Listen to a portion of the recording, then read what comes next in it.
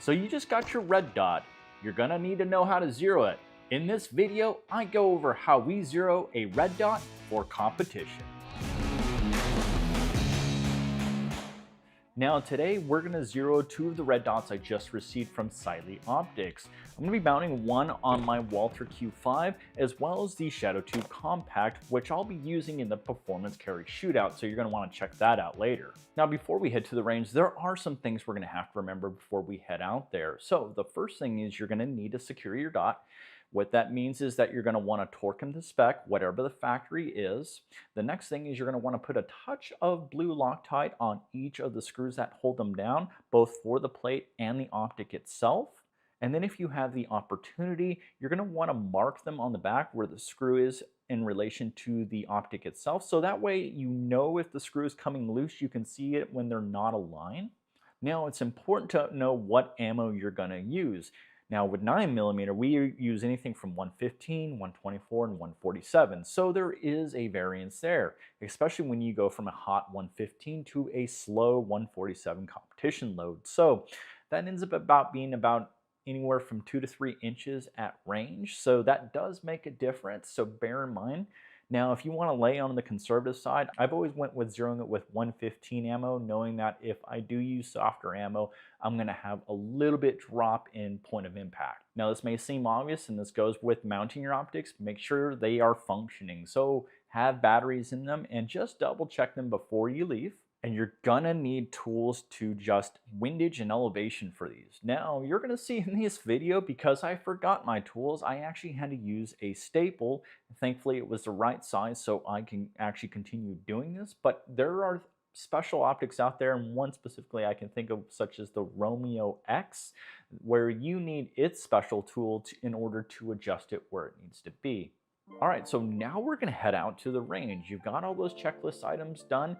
So bear in mind, anything that we do at this range also applies to other ranges. So while this is outdoor, you can totally do this at an indoor range as well. So let's head on out. All right, so we have a target here, and then I put this black paster here as a point of reference for me to aim at. You know, if you don't have anything like this, pick small spots, but pick a specific point that is real small.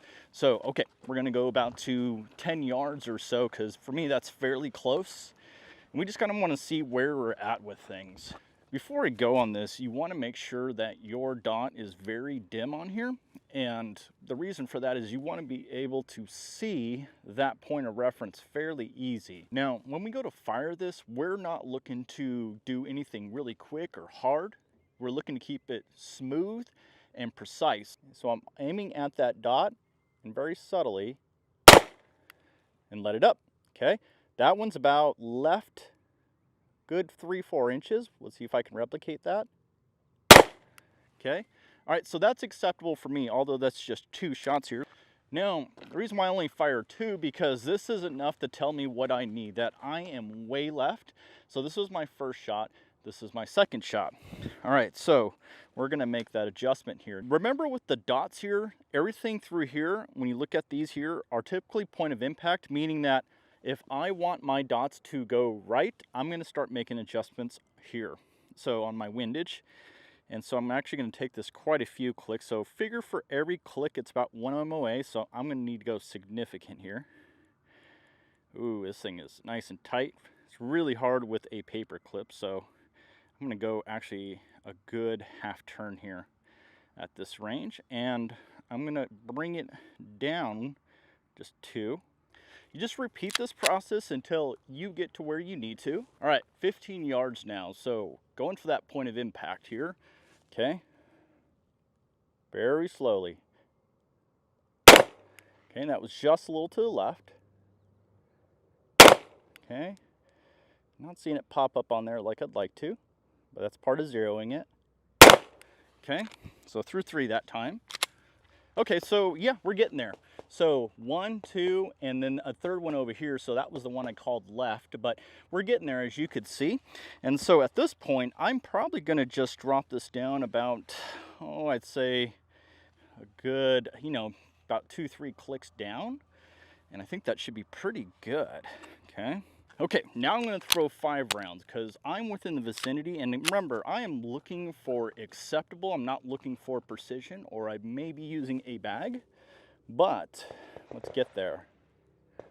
Okay, very slowly. Pull. Okay. Pull. That's a high right one. I saw that. Okay. Oop, that one's going to be left. Okay. All right, so at about 15 yards, you can see that my group is starting to funnel up here. So I think I will drop it down one more click and I should be good to go. All right, that's it. That's all you have to do to zero your dot, guys. So what I'm going to do for you guys is I'm going to leave links in the description below to all the tools I use for zeroing my red dots. And if you all like this video, please hit that like button, as that helps me a lot. And you're going to want to subscribe because I'm going to have 2 videos that complement this. One is choosing a red dot for competition, and 2 is training with your new red dot for competition. So until then, guys, we will see you all at the range.